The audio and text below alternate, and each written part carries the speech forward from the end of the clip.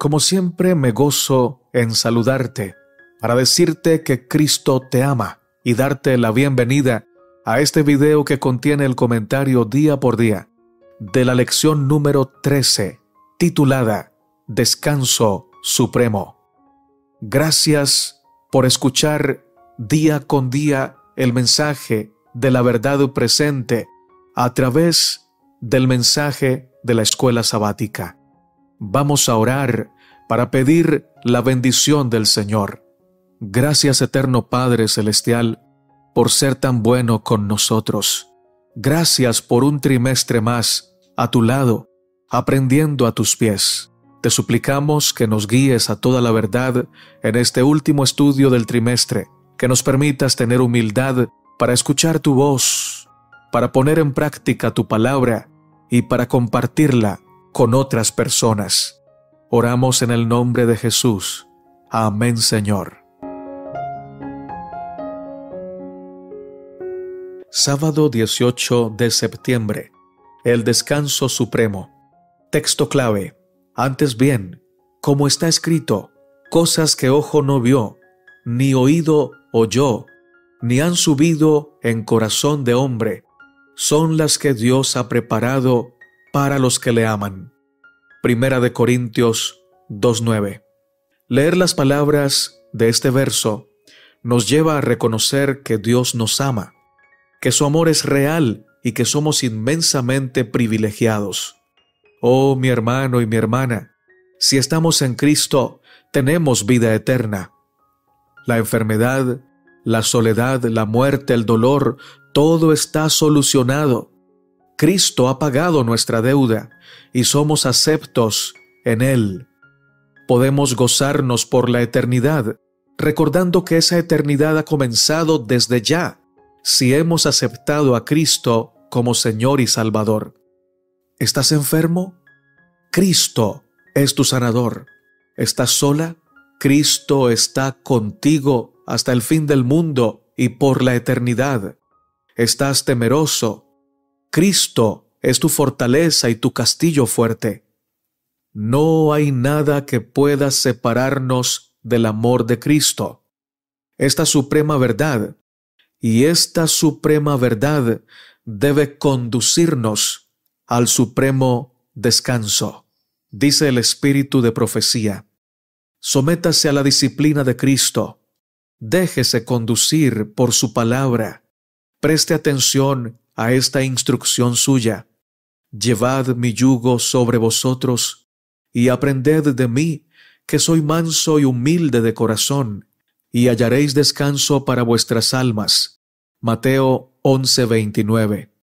Insto a las iglesias en todas partes que hagan una obra cabal, teniendo en vista la eternidad, mediante la confesión y el abandono del pecado. Todas las cosas que pertenecen a la vida y a la piedad nos han sido dadas por su poder divino. Segunda de Pedro 1:3. ¿Qué significa esto? Mediante el conocimiento de aquel que nos llamó por su gloria y excelencia, nosotros todos, mirando a cara descubierta como en un espejo la gloria del Señor, somos transformados de gloria en gloria. Segunda de Corintios 3:18. Solo Dios y Cristo saben cuánto costaron las almas de los hombres. Por causa de nosotros, el Hijo de Dios se hizo pobre, para que mediante su pobreza pudiéramos ser enriquecidos en los tesoros eternos. Su amor no tiene comparación, no tiene parangón. Cada día con Dios, capítulo del 8 de octubre, poned la mira en el cielo. Domingo 19 de septiembre. Una visión del fin. Apocalipsis 21, 1 al 2 dice: vi un cielo nuevo y una tierra nueva, porque el primer cielo y la primera tierra pasaron, y el mar ya no existía más. Y yo, Juan, vi la santa ciudad, la nueva Jerusalén, descender del cielo de Dios, dispuesta como una esposa ataviada para su marido. La historia de la iglesia primitiva, de los apóstoles y especialmente la historia de Juan, nos muestra que Dios cumple sus promesas, que Jesús siempre estuvo con ellos hasta el final de cada una de sus vidas. Sin embargo, también nos ofrece una explicación directa y muy franca. Nos muestra que el hecho de que el Señor nos acompañe, nos guíe, nos fortalezca y nos respalde, no significa que vamos a ser intocables, porque vamos a ser perseguidos, maltratados, encarcelados y tachados de personas no gratas por la sociedad. La enfermedad nos va a alcanzar. La muerte también tocará a nuestra puerta. Al cristiano también lo traicionan sus amigos. Al cristiano a veces también le cortan la energía o la luz eléctrica, porque a veces pasa por crisis tan difíciles que no le alcanza ni siquiera para pagar el servicio de la luz eléctrica o del gas o del agua. Podemos atravesar crisis como cristianos. Juan había vivido esto de manera muy cercana. Su hermano Jacobo había sido el primero de los apóstoles en ser martirizado. Su fiel amigo y compañero Pedro había sido crucificado cabeza abajo. Pablo había sido decapitado. Todos aquellos que con él comenzaron la tarea de predicar y a quienes el Señor les había hecho la promesa de acompañarlos hasta el fin del mundo, habían muerto ya. De esos pioneros solo quedaba él. Allí estaba firme como una roca, porque sabía que en medio de todas las pruebas Dios era fiel y sería fiel. Estando ya anciano y preso en la isla de Patmos, recibió la visita maravillosa de su amado Salvador. Allí, cuando los hombres creían que ya habían derrotado al último siervo del Señor, al último apóstol, y que acallarían por fin su hoz, fue cuando el Señor le entregó la mayor visión que haya recibido jamás hombre alguno sobre los acontecimientos del tiempo del fin, el regreso glorioso del Salvador y la vida eterna en el más allá.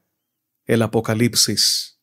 Cuando los enemigos de Dios piensan que han vencido, es cuando el Señor manifiesta su gran poder y su favor y su bondad a favor nuestro. Cuando piensas que ya todo terminó para ti, para tu familia o para tu empresa, puedes confiar en el Señor. Él siempre te ha cuidado. Él siempre te cuidará. Todo está a punto de volver a comenzar y con una gloria mayor que la primera. Es posible que estés pasando un momento glorioso de bonanza, de salud, de reencuentro con familiares, que estés pasando un momento gozoso. Dale gloria al Señor, pero también recuerda que estos momentos de gozo pasarán y seguramente también vendrán crisis a tu vida. Pero si estás pasando por un momento de crisis tan difícil que no tienes para pagar los gastos elementales de tu familia, de tu casa, que no tienes para invertir en tu salud y necesitas hacerlo, o que tienes dinero pero te falta compañía, recuerda que esto también pasará. Las crisis también pasan, pero mientras estamos enfrentando la crisis, el Señor nos muestra, como a su siervo Juan, una visión de la eternidad, una visión del final, para que podamos estar seguros que no podemos colocar nuestra confianza, nuestra esperanza en nada material que esta tierra nos ofrezca, pero también para que podamos poner nuestra vista en el cielo, nuestra vista en Cristo y confiar que no estamos solos y que la eternidad, con todas sus glorias, con todo su gozo, nos espera. Dice el Espíritu de profecía: Juan fue enviado a la isla de Patmos, donde, separado de sus compañeros en la fe, sus enemigos suponían que moriría debido a las penalidades y el abandono. Pero aún allí Juan ganó amigos y conversos.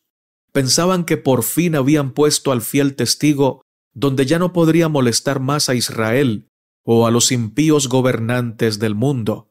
Pero todo el universo celestial vio el resultado del conflicto con el anciano discípulo y su separación de sus compañeros en la fe. Dios, Cristo y la hueste celestial fueron compañeros de Juan en la isla de Patmos. De ellos recibió instrucciones que impartió a aquellos que con él estaban separados del mundo. Allí escribió las revelaciones y visiones que recibió de Dios para narrar las cosas que ocurrirían en el período final de la historia de esta tierra, cuando su voz ya no testificara más por la verdad, cuando no pudiera testificar más por aquel que amaba y servía. Los mensajes que se le dieron en aquella costa rocosa y árida se esparcirían como una lámpara que alumbra.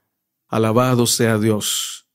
Comentarios de la hermana Elena de Huay en el Comentario Bíblico Adventista del Séptimo Día, tomo 7, comentando a Apocalipsis capítulo 1. Lunes 20 de septiembre. Cuenta regresiva. Mateo 24, 23 al 27 nos dice: Entonces, si alguno os dijere, mirad, aquí está el Cristo, o mirad, allí está, no lo creáis, porque se levantarán falsos cristos y falsos profetas, y harán grandes señales y prodigios, de tal manera que engañarán, si fuere posible, aún a los escogidos. Ya os lo he dicho antes. Así que si os dijeren, mirad, está en el desierto, no salgáis. O mirad, está en los aposentos, no lo creáis.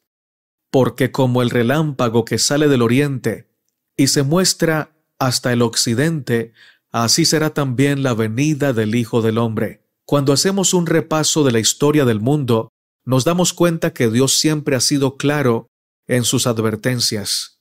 No quiere que ninguno perezca.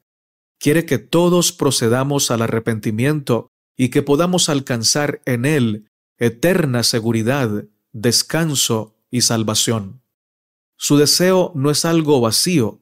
No, para cumplir ese anhelo, ha provisto todo lo necesario para que tú y yo conozcamos su amor, seamos transformados, dotados de poder para vencer el pecado, conozcamos el tiempo en el que estamos viviendo y sepamos hacer los preparativos necesarios para que no nos tome de sorpresa los acontecimientos del tiempo del fin. También debemos mirar otro aspecto que ha sido repetitivo en el desarrollo de la historia.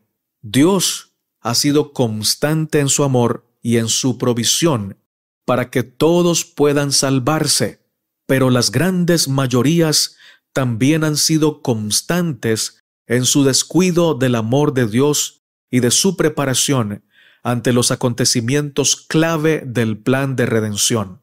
Por ello, cuando ocurrió el diluvio, solo un remanente se salvó, mientras que millones perecieron con las aguas del diluvio.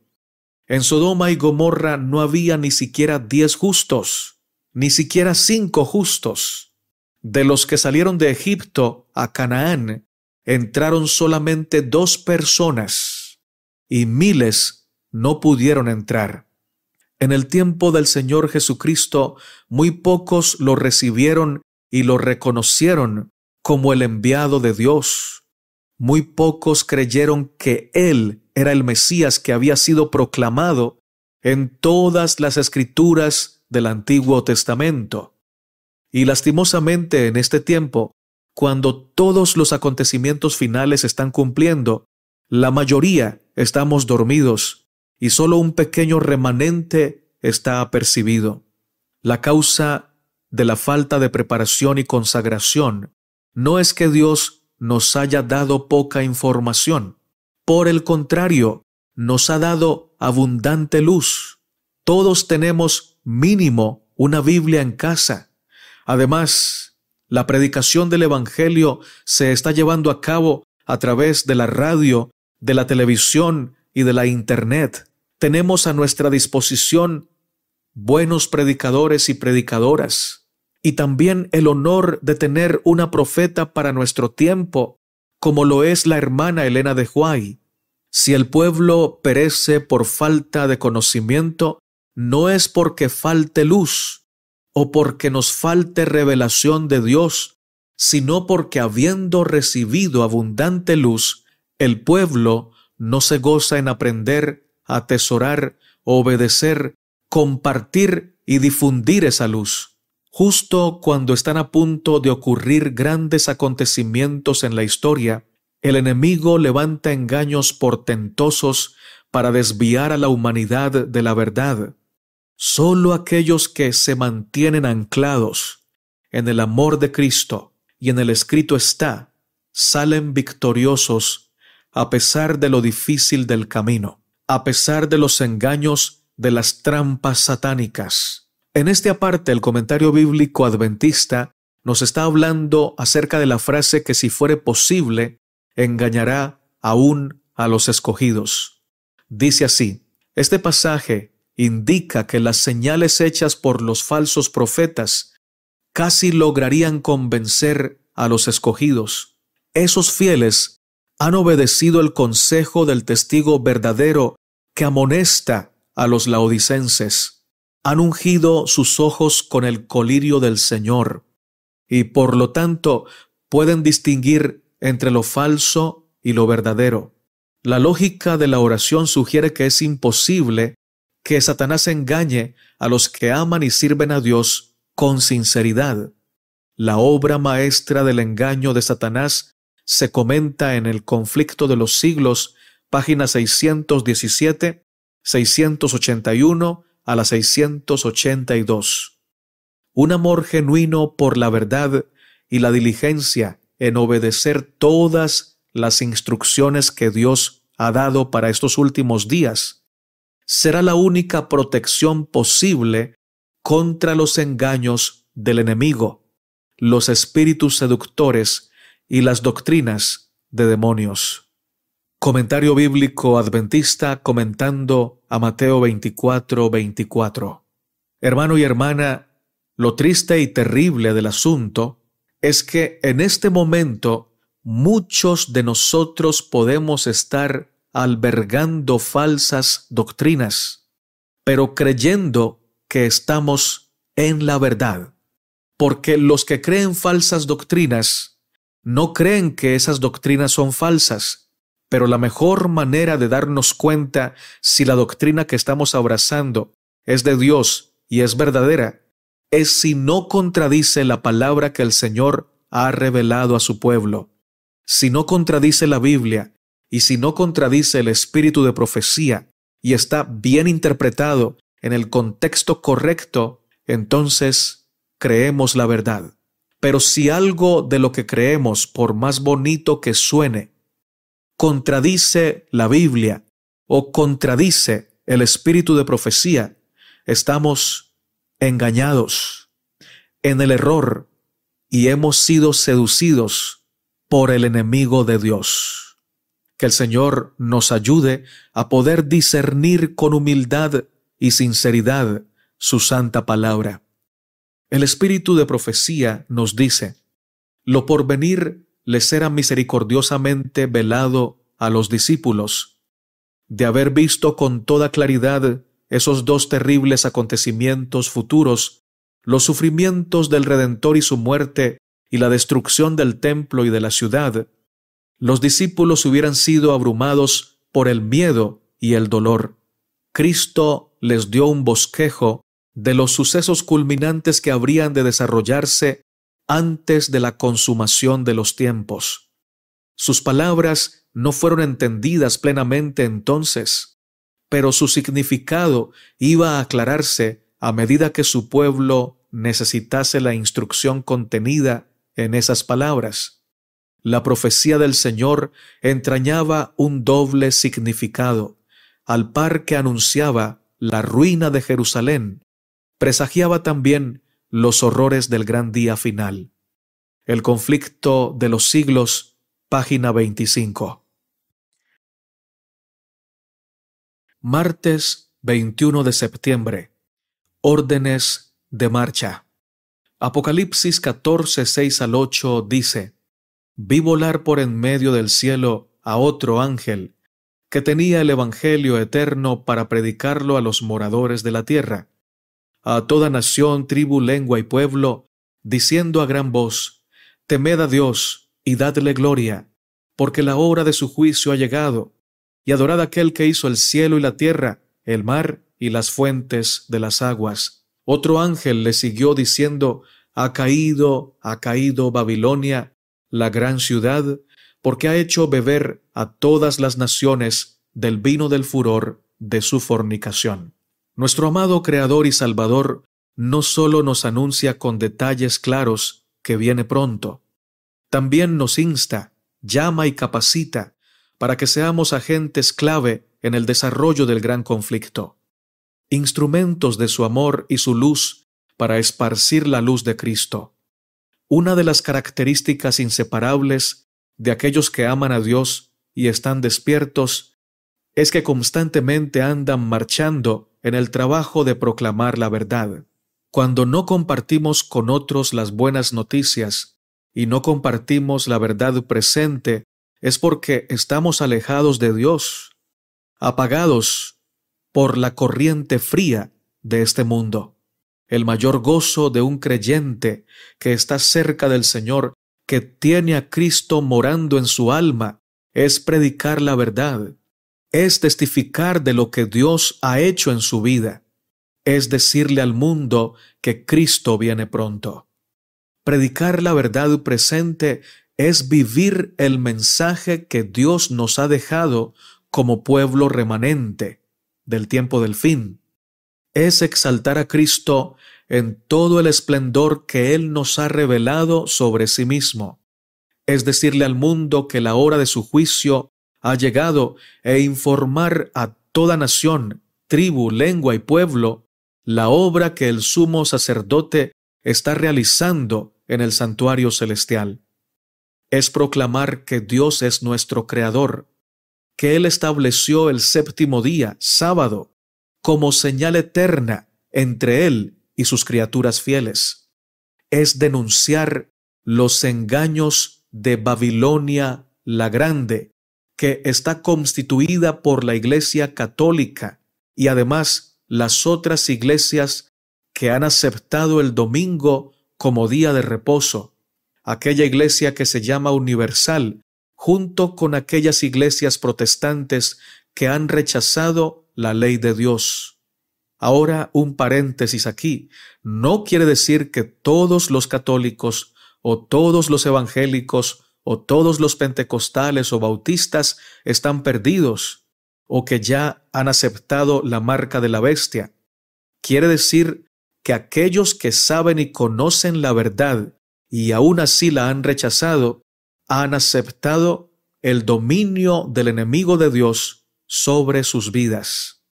Muchos de los verdaderos siervos y siervas fieles del Señor están todavía en la Iglesia Católica, en la Iglesia Evangélica, Pentecostal, Bautista, etc. Por ello debemos pedir al Señor que nos dé su Espíritu Santo para que salgamos a proclamar la verdad y estas fieles almas, al escuchar la luz de Dios, la verdad de Dios, puedan acercarse a su pueblo, a su grey. Babilonia la Grande enseña a los hombres a adorar imágenes, enseña a practicar la idolatría, a exaltar al hombre, la criatura, por encima de Dios, por encima del Creador. Babilonia la Grande engaña al mundo entero presentando los mandamientos de manera cambiada o alterada, según el capricho de hombres que han sido inspirados por el diablo. Predicar la verdad presente es decirle al mundo entero que todos aquellos que adoren a la bestia y a su imagen, aceptando el domingo como día de reposo, no tendrán descanso ni de día ni de noche. Nuestro llamado es alto y nuestra responsabilidad más grande que nosotros. Debemos proclamar un mensaje precioso que no levantará aplausos o simpatías, pero que, aunque directo y doloroso para muchos, será de redención y liberación para millones. Será de redención y liberación para millares. Vivamos de acuerdo a la fe que el Señor nos ha entregado y de esta manera tendremos las credenciales, el poder y el respaldo para proclamar la verdad con autoridad. El espíritu de profecía nos dice: muchos están en tinieblas, han perdido el rumbo, no saben qué camino tomar.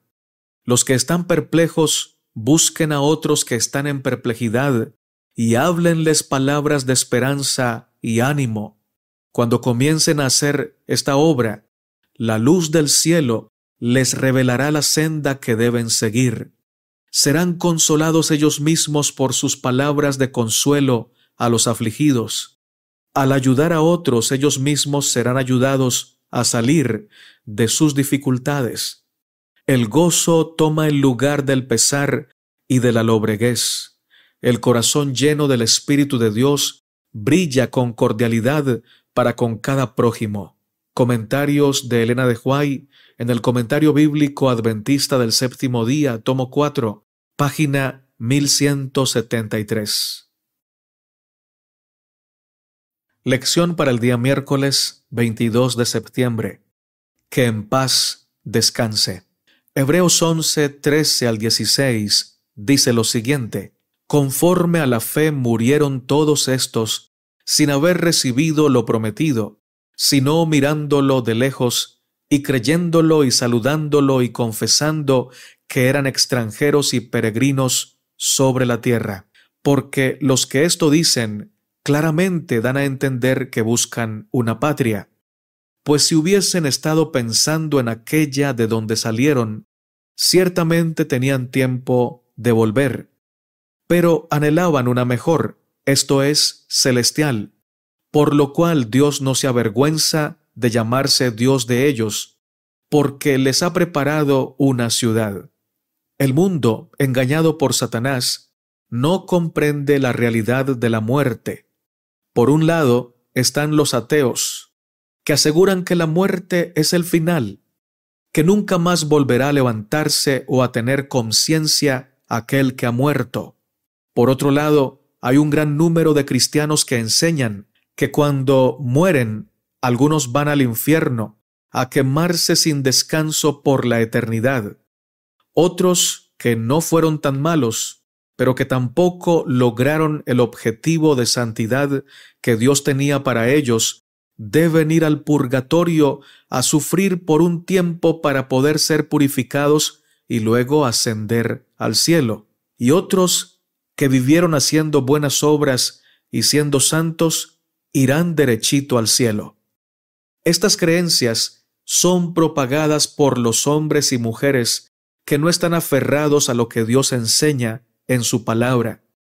La Biblia nos dice claramente que cuando tú y yo bajamos a la tumba, no sabemos nada. Morir es muy semejante a ser lo que éramos antes de nacer. No existíamos, no sabíamos nada, no sufríamos, ni gozábamos. Me refiero incluso antes de ser concebidos. La muerte es inexistencia. Y cuando digo antes de nacer, me refiero a antes de ser concebidos por nuestros padres. Así que, hermanos, la muerte es inexistencia. Veámoslo como lo dice la Biblia.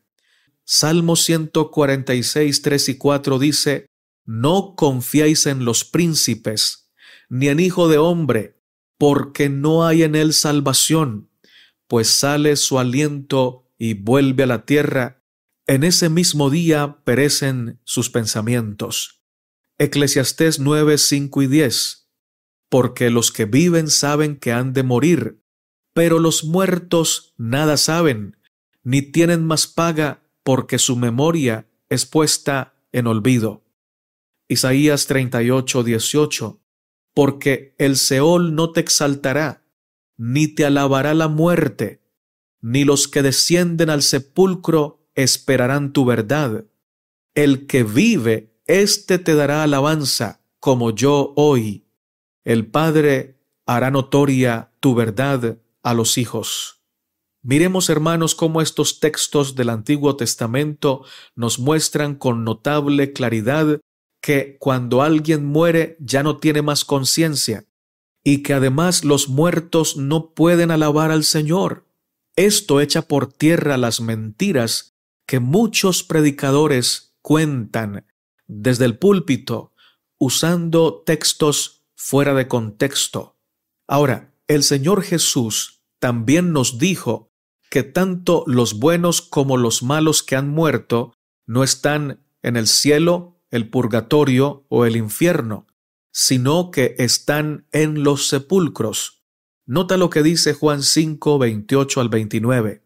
No os maravilléis de esto, porque vendrá hora cuando todos los que están en los sepulcros oirán su voz, y los que hicieron lo bueno saldrán a resurrección de vida, mas los que hicieron lo malo a resurrección de condenación. El apóstol Pablo escribió a los hermanos de Tesalónica lo siguiente acerca de los siervos y siervas de Dios que habían muerto en aquel tiempo. Primera de Tesalonicenses 4, 13 al 18. Tampoco queremos, hermanos, que ignoréis acerca de los que duermen, para que no os entristezcáis como los otros que no tienen esperanza.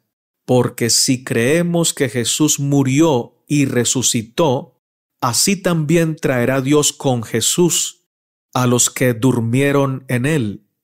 Por lo cual os decimos esto en palabra del Señor, que nosotros que vivimos, que habremos quedado hasta la venida del Señor, no precederemos a los que durmieron, porque el Señor mismo con voz de mando, con voz de arcángel y con trompeta de Dios, descenderá del cielo, y los muertos en Cristo resucitarán primero. Luego nosotros los que vivimos, los que hayamos quedado, seremos arrebatados juntamente con ellos en las nubes para recibir al Señor en el aire, y así estaremos siempre con el Señor. Por tanto, alentaos los unos a los otros con estas palabras. Notamos que el apóstol está tratando de consolar a los hermanos y hermanas de Tesalónica. Ellos estaban tristes a causa de los que habían muerto en la fe. Pensaban que iban a perder el gozo de ver al Señor Jesús viniendo en gloria. Es interesante que para consolarlos Pablo no les dice ellos ya están en el cielo gozando con el Señor, sino que llama la atención de ellos a la esperanza futura de la resurrección. Les dice, nuestros hermanos que han muerto están durmiendo, pero serán resucitados por el poder del Señor Jesucristo cuando Él venga. Los muertos en Cristo están descansando en la paz de Dios. Dios los tiene asegurados. Nadie los podrá arrebatar de su mano.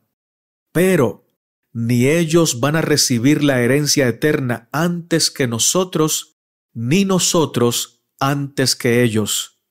Eso es lo que enseña la santa palabra de Dios. ¿Qué es lo peor que se puede decir de ti y de mí? Pueden decir que estamos mal económicamente, y eso no significa que estemos mal espiritualmente, porque a veces el enemigo ataca a los siervos y siervas de Dios tocando su economía. Pueden decir que estamos enfermos, y eso no quiere decir que estamos mal con Cristo, porque a veces la enfermedad también alcanza a los hombres y mujeres fieles del Señor.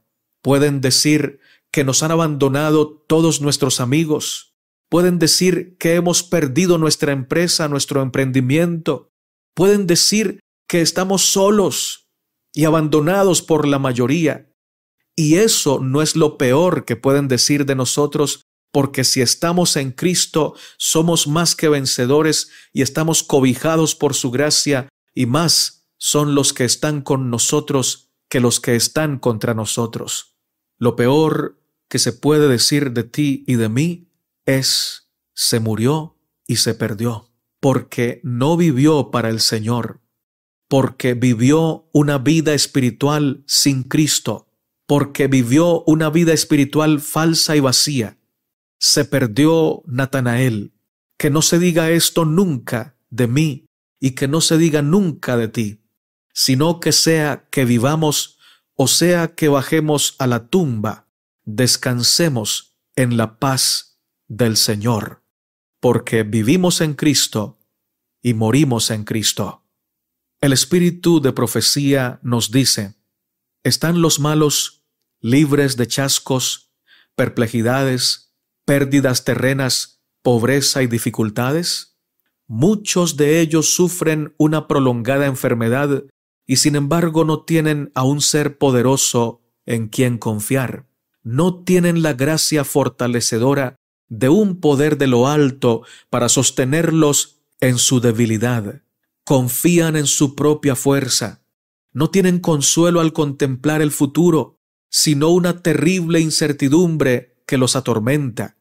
Y así cierran sus ojos en la muerte, sin encontrar ningún placer al mirar hacia la mañana de la resurrección, porque carecen de una esperanza gozosa que les dé la seguridad de tener parte en la primera resurrección. El cristiano está sujeto a la enfermedad, a los chascos, a la pobreza, a los vituperios, a las dificultades. Sin embargo, en medio de todo esto, ama a Dios, elige hacer su voluntad, y ninguna cosa aprecia tanto como la aprobación del Señor. En las pruebas contradictorias y escenas cambiantes de esta vida, Él sabe que hay un ser que conoce todas las cosas, un ser que escuchará con oídos atentos el clamor de los afligidos y perturbados, un ser que puede simpatizar con toda tristeza y mitigar la penetrante angustia de todo corazón. En medio de toda esta aflicción, el cristiano tiene un poderoso consuelo, y si Dios permite que sufra una enfermedad larga y perturbadora, antes de cerrar los ojos en la muerte, puede soportar todo con gozo, contempla el futuro con satisfacción celestial, un corto reposo en la tumba, y luego el dador de la vida romperá los sellos del sepulcro, libertará al cautivo y lo levantará de su lecho de polvo, vestido de inmortalidad para nunca más sufrir dolor, tristeza o muerte. Oh, cuán admirable es la esperanza del cristiano. Quiero que esta esperanza del cristiano sea la mía, que también sea la vuestra. Matutina Dios nos cuida, 1 de abril, cercados con la misericordia de Dios. Fin de la cita. Jueves 23 de septiembre. Regocijaos en el Señor siempre. Filipenses 4, 4 al 6 nos dice: regocijaos en el Señor siempre. Otra vez digo, regocijaos. Vuestra gentileza sea conocida de todos los hombres. El Señor está cerca. Por nada estéis afanosos, sino sean conocidas vuestras peticiones delante de Dios en toda oración y ruego con acción de gracias. ¿Qué significa la palabra regocijarse?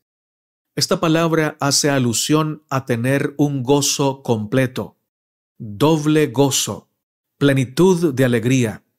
El regocijo requiere dos constantes. Imposible regocijarnos si no es en el Señor. Solo en su presencia hay plenitud de gozo. Y si nos regocijamos en el Señor será siempre, porque Él no cambia. Él siempre está allí para nosotros y su invariable amor nos comunica su constante gozo. La única forma de dejar de regocijarnos es que nos soltemos de Dios. Sin Dios solo hay alegría falsa, entusiasmo pasajero y engañoso. El apóstol Pablo es una gran ilustración de lo que es el regocijo. porque él sufría persecución, maltrato, azotes constantemente, fue apedreado en varias ocasiones. Y aún en el día de su muerte, cuando iba camino a ser decapitado, su gozo estaba puesto en el Señor. Iba gozoso porque sabía que pronto vería el rostro de su amado Maestro, que iba a descansar en la inconsciencia de la muerte, pero lo próximo que verían sus ojos sería el rostro de Jesús. Iba feliz a pesar de que cada paso lo acercaba más a su muerte. En medio de la crisis se gozaba en el Señor. En medio de la enfermedad se gozó en el Señor. Y en medio de la amenaza de la muerte se gozó en el Señor, porque sus ojos estaban puestos en Cristo. Y Cristo, su mayor constante, la presencia del Señor que estaba con él constantemente, tenía más influencia sobre su pensamiento, sobre su estado de ánimo, que las circunstancias cambiantes. Para regocijarnos siempre en el Señor, debemos ser conscientes de su presencia y darle mucho más peso, mucha más importancia a su presencia, a su amor y su verdad en nuestros pensamientos y en nuestro estado de ánimo, que lo que le damos a las circunstancias que rodean nuestra vida. Si las circunstancias tienen más peso o más influencia sobre nosotros que la presencia de Dios, no podremos regocijarnos, sino que estaremos un día tristes, otro día asustados, otro día felices, pero cambiaremos según las circunstancias. Pero si nuestro regocijo está en el Señor, nada nos hará cambiar. Quizá lloremos, quizá tengamos algún dolor, alguna enfermedad, pero mayor que esa circunstancia será nuestro gozo y será nuestra fe y será nuestra esperanza, porque estamos en Cristo. Nada en este mundo nos puede brindar el fundamento y la razón para ser verdaderamente felices. Las cosas en este mundo son añadidura. El gozo pleno solo lo da nuestro Dios, ya que Él es el creador y Él es el sustentador de nuestra vida. Él sabe cómo equilibrar nuestros sentimientos, cómo estabilizar nuestro pensamiento y cómo conducirnos de manera segura en el camino al cielo. Nunca debemos creer que alejados de Dios podemos siquiera alcanzar algo de satisfacción, porque tarde o temprano seremos chasqueados.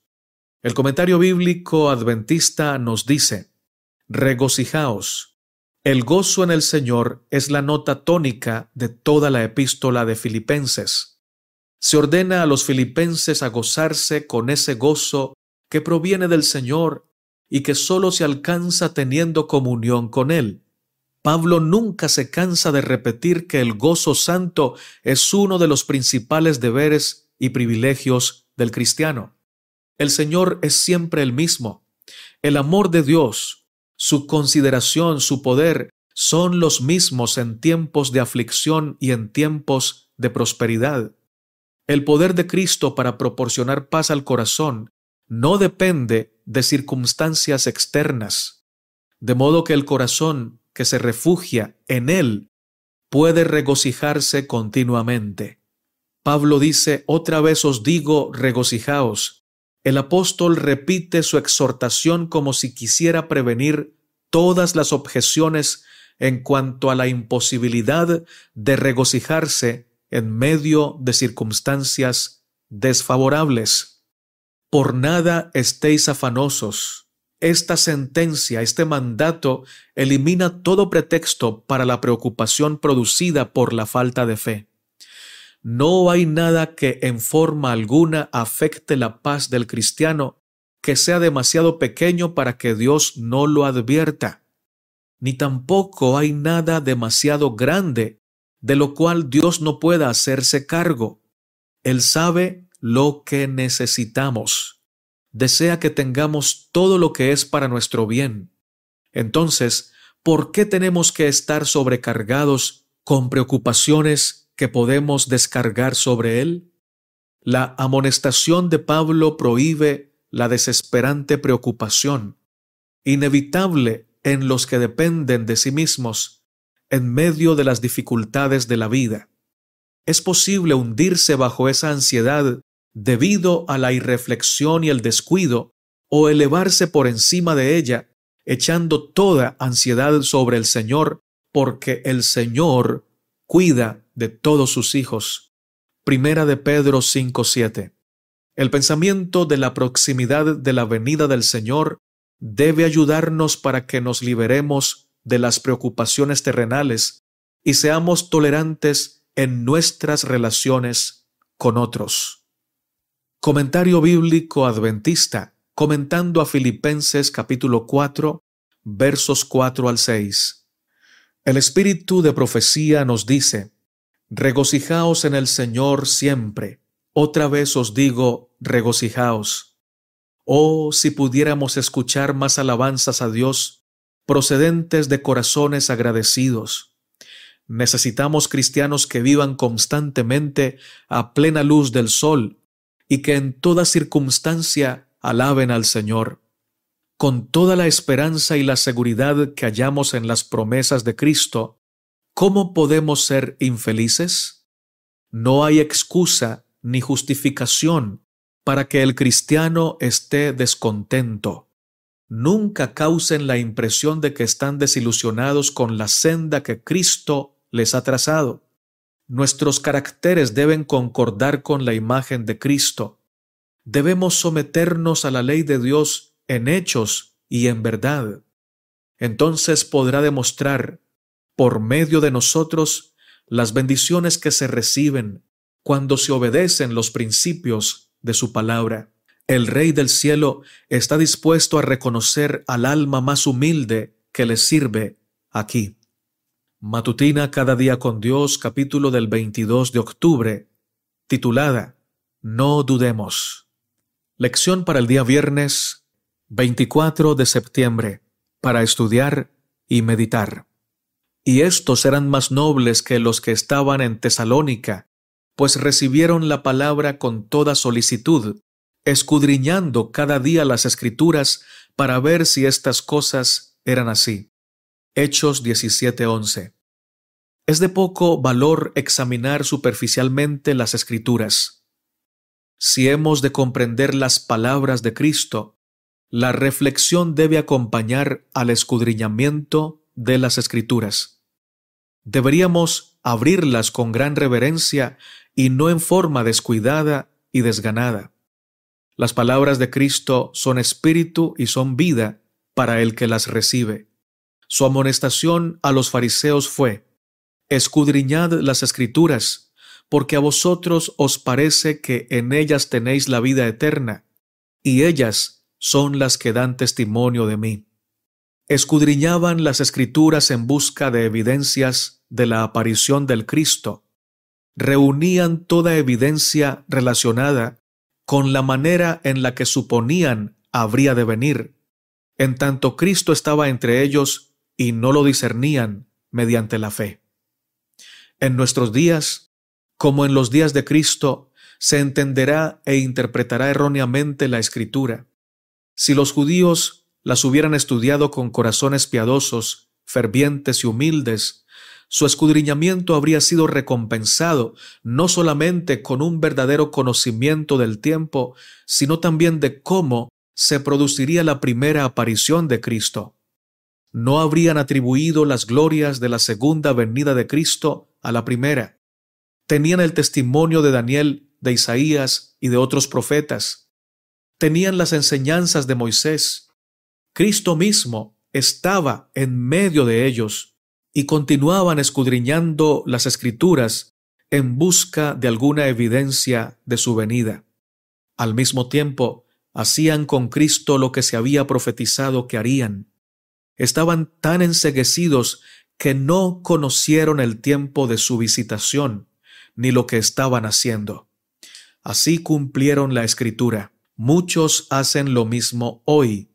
Debido a que no han experimentado el mensaje de los tres ángeles, hay quienes escudriñan las Escrituras en busca de pruebas de que estos mensajes están todavía en el futuro. Reconocen la veracidad de los mensajes, pero fracasan en ponerlos en el lugar que les corresponde en la historia profética y confunden a la gente. No perciben ni comprenden el tiempo del fin, ni dónde colocar estos mensajes.